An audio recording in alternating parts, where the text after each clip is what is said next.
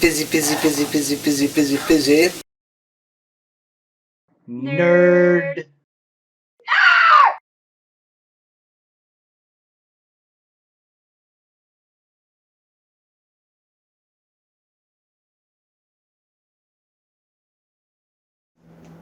Hello and welcome to Nerd Squawk. I'm PK.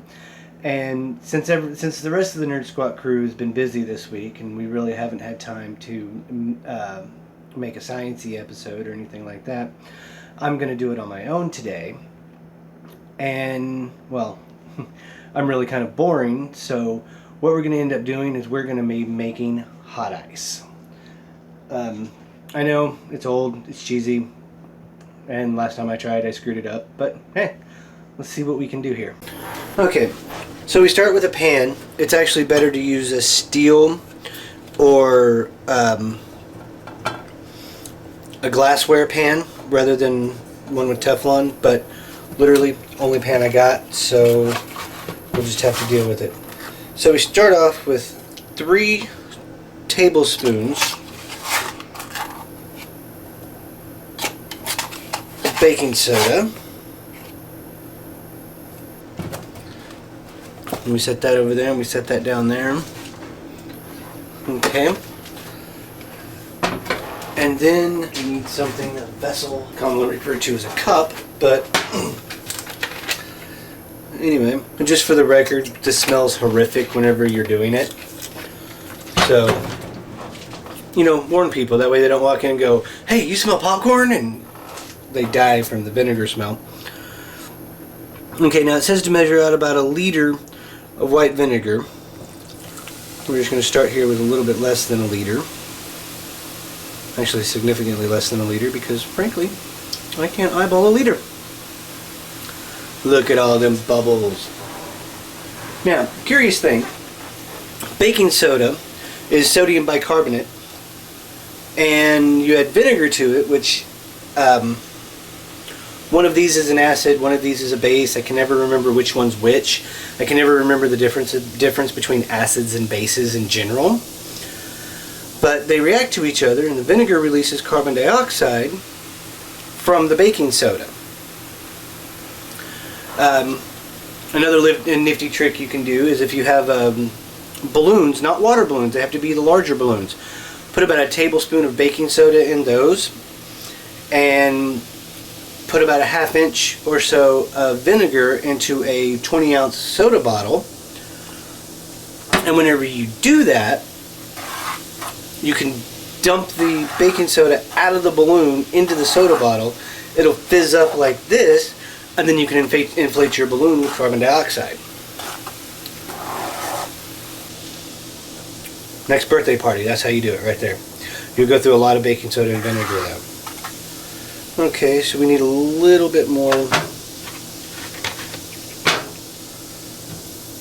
vinegar up in this pan. I think you got about 1 liter left in there. Helpful. And you got to keep stirring it in, do it slowly.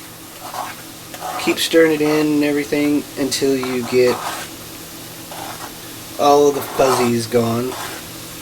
All of the fizz and all of that stuff worked out of it.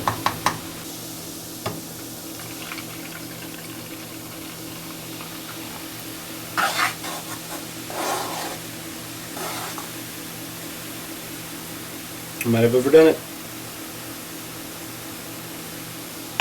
See, hopefully, eventually,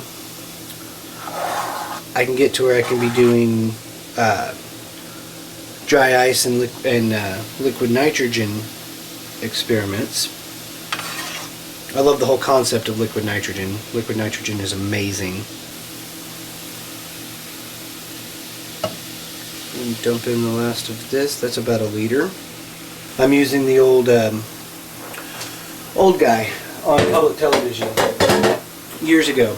Used to cook things with Louisiana hot sauce.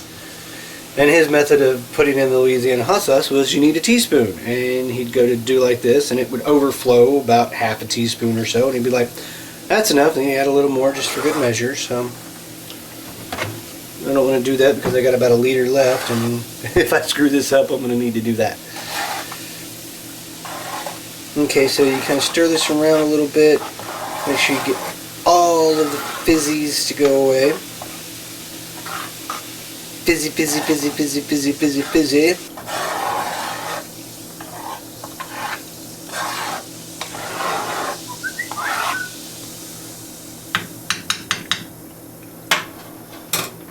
Okay, we're going to let that set for a couple of minutes and make sure all the fizz goes away, and then we'll start heating it.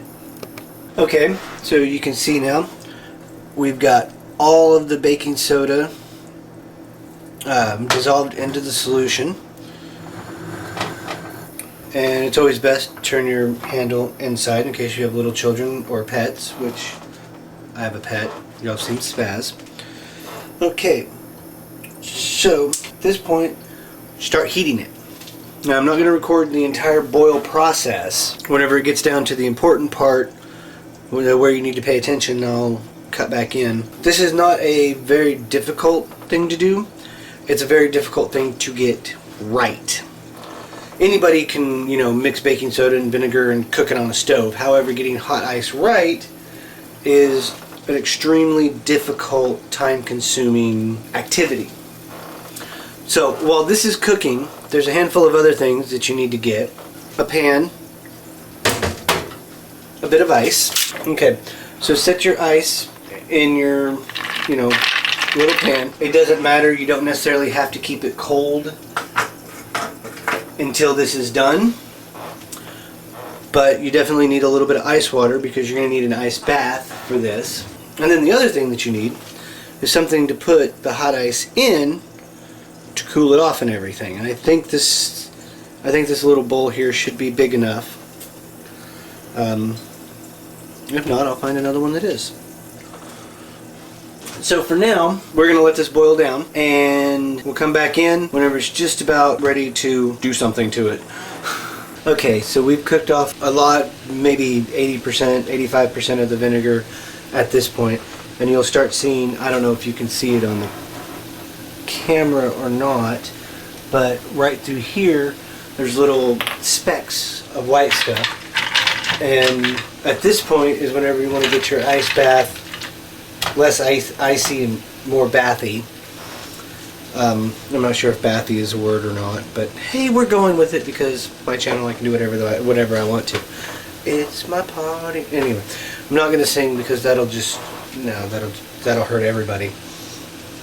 Once it gets down to this point, you want to keep a close eye on it. Once all of the water's gone, the sodium acetate, anhydrous, which is what will be left, it will burn really quickly. Whenever you first start it out, after you mix the baking soda and the vinegar together, what you technically have is sodium acetate trihydrate, I believe, which is basically sodium acetate with water in it. Whenever you boil all the water out, you change it from sodium acetate trihydrate into sodium acetate anhydrous. Anhydrous obviously meaning without water. This is the part where it's very, very important to pay close attention to it, because this is the part where you can mess it up. Up to this point, other than overflowing your pan whenever you pour the vinegar and the baking soda together, you can't really do too much damage in that.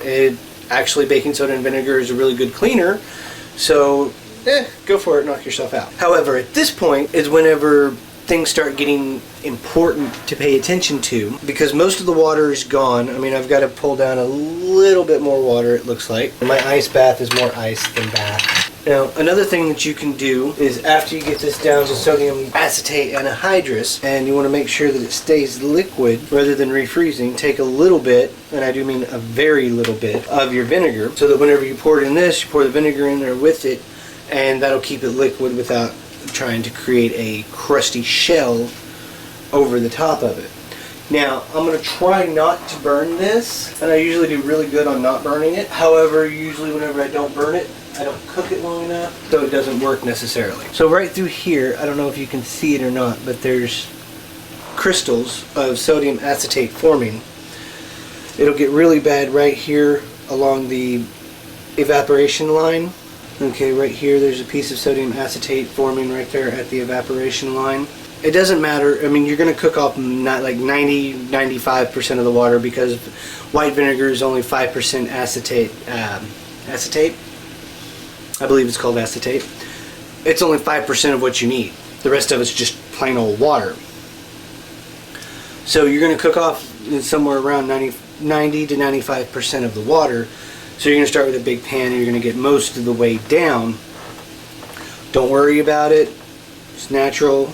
There's a certain key points that you have to look for to know that you've got this just right. This formation of sodium acetate up here is one of those things that you have to look for.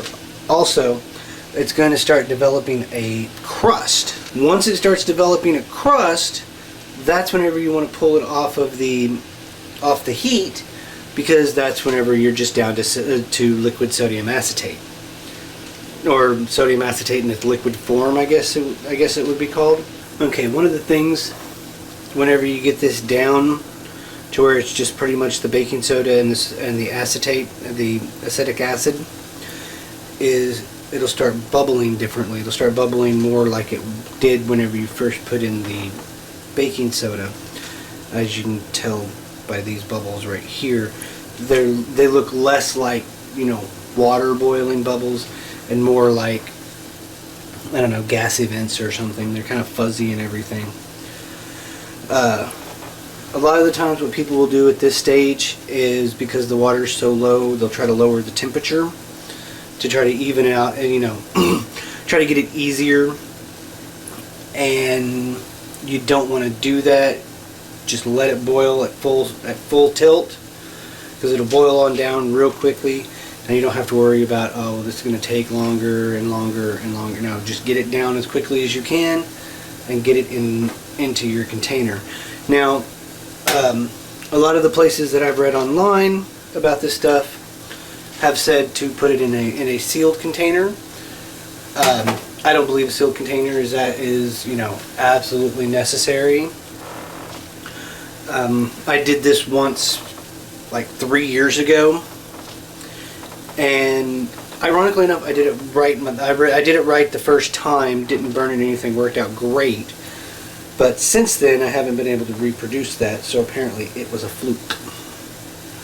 Okay, as you can see here, the acetate is starting to build up even thicker along the sides. That means we're getting down in it right now. Also, the boiling is kind of going cyclical. It goes from one side to the other as the temperature gradient between the solution, you know, changes. Here's the crust that we've got. I don't know how well you can see that crust in there, but it's starting to get a little crusty right up through here. So we're going to let it go just for a couple of more seconds. You can definitely tell how it's building up really thick. It's also building up really thick on the inside here, but you can't see that. Yes, it's extremely crusty on the top. So we're going to kill the heat.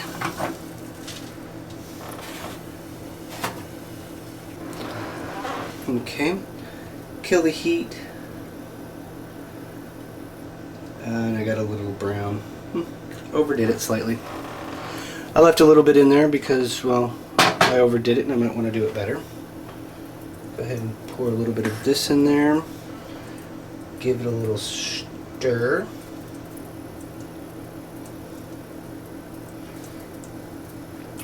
Perhaps a tiny bit more of that.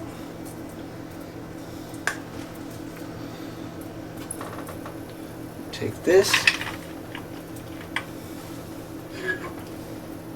Set this right in there. Really a stupid place for an ice bath, but okay. Now we're going to let that cool for about 10-15 minutes, something like that, and then we'll come back and see if we've made hot ice. Alright, so it's been about 15 minutes or so. Go ahead and take this out of the ice bath. Oh, and it's starting. See it right there on the edge?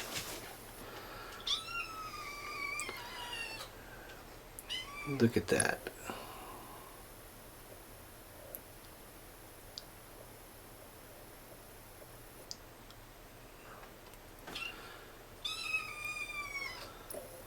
Kind of squishy.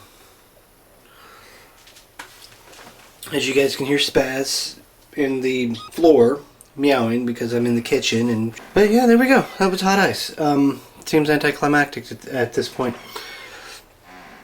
The brown color is from cooking it too long. The little bit of moisture that it seems like it has in it is from the little bit of vinegar that I put back in it. Alright, so if you happen to set it off early or something like that, or you want to redo it again, all you got to do is take your little container with your hot ice in it, and you can do it in the microwave. So the easiest way to do it is get your same pan, put a little bit of water in it, just enough to cover the bottom of your hot ice. Kick it up to about 80% and let it heat up. This will also help clean out your pan as well. If you're like me and you have a little bit of the sodium acetate left in the bottom of the pan, you can put a little bit of water in here and it'll cool off it'll clean the pan as well, because the sodium acetate is left in the bottom of the pan will mix with the water, and at that point cleanup is a breeze. Just rinse it out with a little bit of soap, a little bit of hot water, and you're good to go. You don't necessarily have to heat it slowly or anything, just heat it so that it, be quiet, Spaz, so that it's clear again, or a milky brown as this one turned out to be. What you want to do is you want to get a little bit of the crystals, which I grabbed.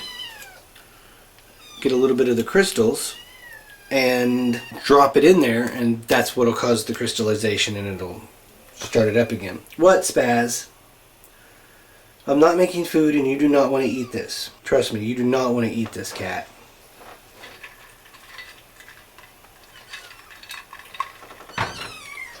It's ice water. Our kitten is a little crazy. I know. Say hi, Spaz. Hi, Spaz. Go on. Scared to death of spray bottles, though. It's hilarious. Don't make me squirt you. Alright, so whenever this liquefies out, we'll be back and we'll try this again. Okay, well, reheating it and trying to cool it again failed miserably. It re-solidified before I had a chance to come in here and try it. But that's okay. We got to see it at least once. Spazzy is up there. She decided she wanted to be in this video. So, I know, right? This is one of our science-y episodes. Hopefully someday soon we can be able to get more impressive science going. I'm PK, and this is Nerd Squawk, and that is Spaz's left side. And we'll see you next time. Hi guys, I'm Bubbles from Nerd Squawk, and we decided to join a great service called Patreon. Patreon is a way for fans to support their favorite creators by pledging a few dollars per video that they make. For instance, we make 2 videos per week, and if you were to pledge, we would receive your pledge amount per video. Patreon also has a monthly limit that you can set, so you can pledge as little or as much as you like, and you control your own budget. We joined Patreon to help expand our channel so that we can regularly post better and more entertaining content.